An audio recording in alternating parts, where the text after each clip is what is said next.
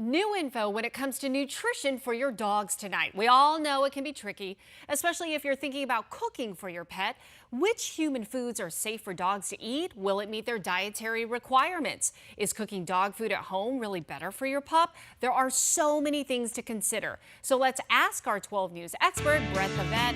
All right, Brett, out of the gate, why is it so popular for people to cook for their dogs? People love to cook for themselves healthier choices and their dogs as well. I think a lot of people are looking at ingredients more carefully, and also with the costs of some of these dog foods, they think they might be able to do a better job on their own. And for the cheap, cheaper. Yeah. So what are the key ingredients or things that people need to consider and put in their dog food if they're going to do it at home? I brought a few things to show you, Yeah. with the exception of the protein sources, the meats and the chickens, like chicken, eggs, beef, salmon. Okay. So those whole proteins, if you can buy them on sale, you can get bulk and save. And you have to have it cooked, right? When you're mixing it with all this stuff. Yeah, the Instapot, I think, is the other reason people are cooking. Everybody loves that Instapot. So they throw large quantities in the Instapot.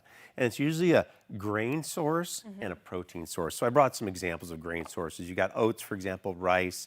Pasta is another popular one. It's used a lot for dogs with certain health conditions. Yeah. And then some, if you want to go more sweet potatoes, wholesome sweet potatoes, even apples, berries, things like that round out the meal. Right. But basically a meat source and a grain source is key.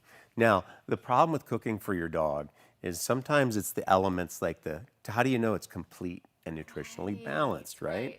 So all the dog foods in the grocery stores or the pet food stores are complete and nutritionally balanced based by AAFCO, American Association Feed Control Officers. Okay. So if we're going to cook for our dogs, we want to make sure that those trace elements and so forth aren't being missed. So I brought a few other examples that I'd like to see. Okay, so like vitamins, things Yeah. we need. Yeah, fish oil, vitamins for an adult or a puppy. What do we got here? Enzymes. This is just an immune support.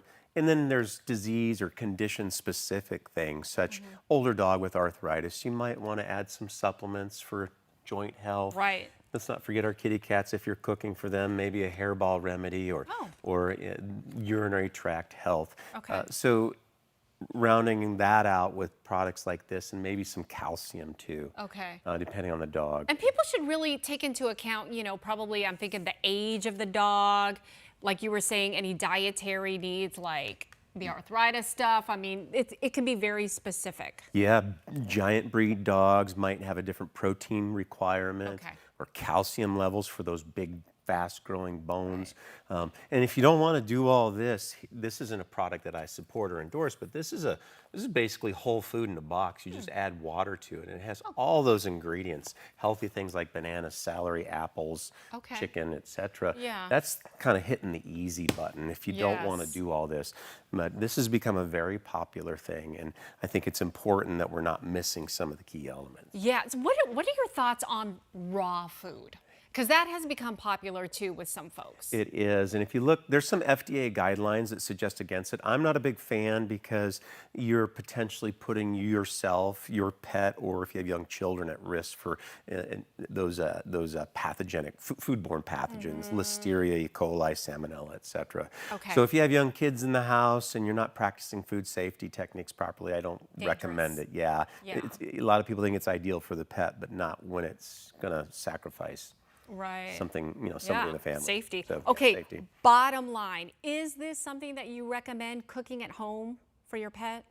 I don't do it. I just don't have the time. So I find a high quality, good value dog food. And my dog, the outlaw Josie Wales, has been happy with that for forever. Yeah, so. She looks good. And she's how old now?